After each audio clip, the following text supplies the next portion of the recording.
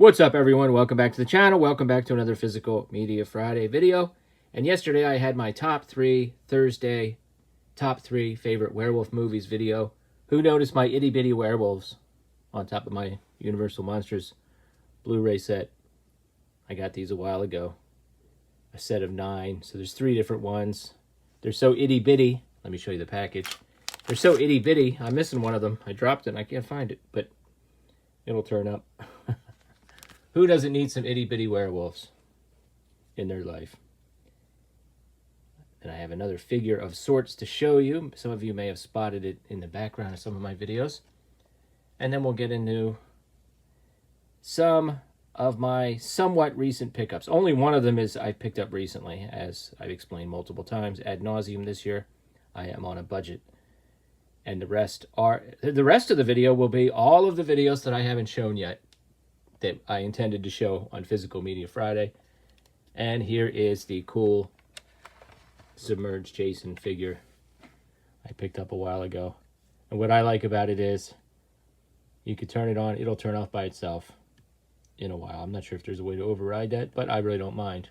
I just like to have it on for a little bit and not worry about going back and turning it off. Pretty cool. Very cool. Anyway, let's get into it. Actually, first, let's go over something that I'm looking to unload, and I'm just going to share with you. Recently, I was checking out some Orbit. Oh, wait a minute. And here's the third one. Kind of similar. All in blue jeans. I was looking at Orbit, and I ended up not purchasing anything, because as I said, I am on a budget, but I started to inquire about their purchasing program for used DVDs and Blu-rays, and I've noticed that this Forgotten Gialli set seems to be going for quite a bit on eBay. So what the heck, I'm probably going to upload some pictures of this according to their specifications and send them an email.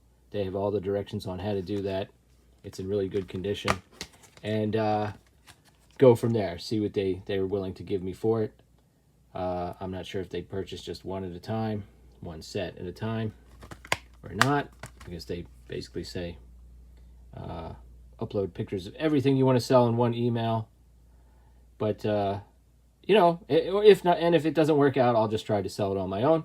I liked all 3 of these films, but I just didn't love them to death. And you know, sometimes you got to make a little room, got to cull the collection, and I could pick up some more. I mean, I think what you'll get from Orbit is credit. So that's another consideration. Do I want to get some credit, store credit from them, or do I just want the cash? So something to consider. You know, it's good to go through the collection and maybe part ways with some things that you realistically might not watch again. Anyway, let's show off what we've got. Let's start with this one. This is the one I recently picked up. I'm actually not the hugest Quentin Tarantino fan. I do like his films. I feel like I have most of them like memorized, which is a testament to his filmmaking, you know. So I just don't find many of his films that rewatchable. If I had to rewatch one, it would be this one, just for old time's sake. Again, I do remember most of the dialogue. And rest in peace, of course, to Michael Manson. That's why that was the catalyst for me picking this up. Anniversary set. Or special edition, rather. So that's the first thing. And then, of course, the rest of these things are things I picked up a few months ago, but I just haven't shown yet. Some of them may be actually from even last year. High Rise with Tom Hiddleston and Jeremy Irons. Pretty good cast. Don't know much about it. An Apocalyptic Romp. There you go. I think I saw about 20 minutes of this on cable once, years ago, and I was kind of fascinated by it. Skin. Sophie Okonedo, Sam Neill, and Alice Krige. Boy, I always liked her. No matter, she's always so good. I mean, everything from Chariots of Fire to Texas Chainsaw. Or the last Texas Chainsaw Massacre film. Yeah, a white couple in apartheid South Africa gives birth to a black daughter because of a sort of genetic anomaly, and they have to deal with the consequences of that. So, should be very interesting. based on a true story. Next, I'll get this werewolf package out of the way. Next, we've got Ted K, the Unabomber. A haunting vision of vengeful obsession. Charlton Copley. You know, I've liked everything that he's been in, really. I think he's a pretty talented actor.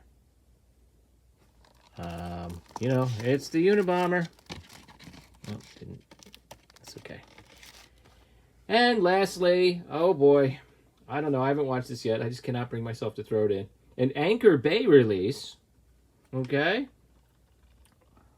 Abruptio. Yeah, that's a puppet. It's a bloody puppet. And this is... Everyone's a puppet. This is I don't know if this is like a slasher movie with puppets. Audacious, charming, and full of macabre humor. Abruptio is astonishing. A film full of puppets that probes the depths of humanity. We'll see. Voice work of Christopher McDonald, Jordan Peele, Sid Haig, his final film role, Robert Englund, and some others. Wow, that's an interesting sort of voice cast.